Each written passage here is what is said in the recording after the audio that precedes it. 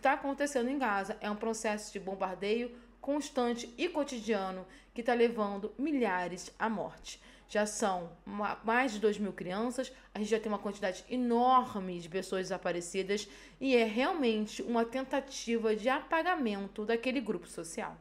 Só que a grande diferença que a gente tem agora, e eu posso dizer com muita tranquilidade a grande diferença, é que a gente não está se dando conta que está acontecendo um genocídio em Gaza meses depois ou anos depois do que aconteceu, porque há uma escassez e uma dificuldade de informação. Por causa da internet, por causa das redes sociais, a gente tem um acesso muito maior a essas imagens. E a gente vê esse processo de tentativa de apagamento de um grupo social em tempo real. E esse tempo real faz com que a gente se sinta um pouco numa mesma situação de angústia, de tensão, de nervosismo do que aquelas pessoas estão expostas a todo aquele horror. Esse tempo real choca e choca como se a gente estivesse naquela região de guerra, fazendo com que a gente tenha uma consciência muito mais rápida do tipo de crime que está acontecendo ali. Hoje a gente já tem vários relatórios da ONU que demonstram que o que está rolando em Gaza é crime contra a humanidade e sem crime de genocídio, que vai ser aprofundado e vai ser investigado. Se de fato for comprovado, que a gente sabe que é, o crime de genocídio, vai acontecer que provavelmente as lideranças políticas de Israel serão denunciadas ao Tribunal Penal Internacional para responder pelo crime de genocídio. Além disso, isso vai marcar para sempre aquele grupo social como um grupo social que perpetrou um processo de genocídio, mesmo que a sociedade civil não esteja muito por dentro da gravidade que está acontecendo. E por que eu estou falando isso? Porque é muito fácil a gente falar que os israelenses são a favor disso, mas a gente está falando com uma sociedade que está muito chocada por causa de um ataque terrorista, que tem um governo completamente desorganizado e bagunçado, e talvez a gente não consiga, quando está no olho do furacão, fazer uma análise profunda quando a gente está envolvido emocionalmente do outro lado. Mas para quem está vendo tudo em tempo real, o que se acontece ali é realmente uma tentativa de punição coletiva. A punição coletiva também entra no processo de genocídio, porque quando você pune todo um grupo social por um problema, por uma falha, por um crime. Crianças, mulheres, recém-nascidos, muita gente que está falecendo não tem a menor ideia do porquê está falecendo, porquê está perdendo a sua casa. Outra característica de crime de guerra é você obrigar as pessoas a saírem das suas casas.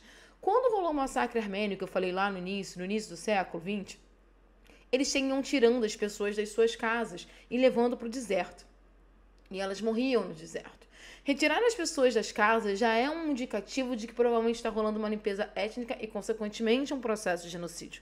A diferença que a gente tem agora, nesse momento, é que a gente tem a chance, historicamente, de interromper um processo de genocídio no momento que ele está acontecendo.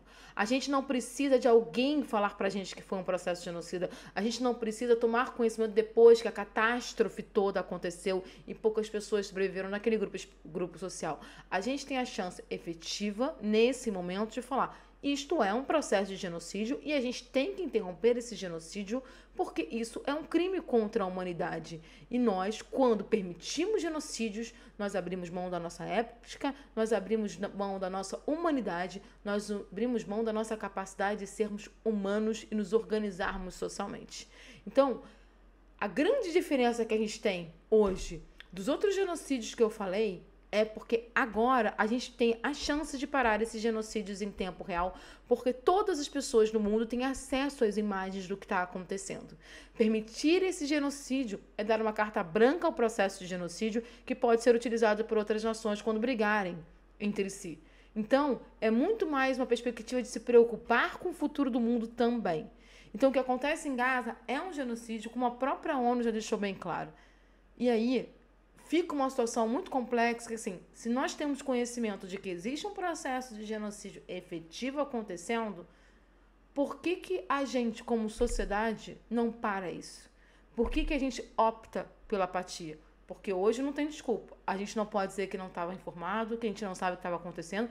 A gente sabe, a gente está vendo. Se eu abrir agora qualquer rede social, vai ter uma imagem assustadora de alguma criança vítima dos bombardeios de Israel contra Gaza. Então, cabe a nossa reflexão, assim, se a gente tem a chance de interromper, por que a gente não está interrompendo?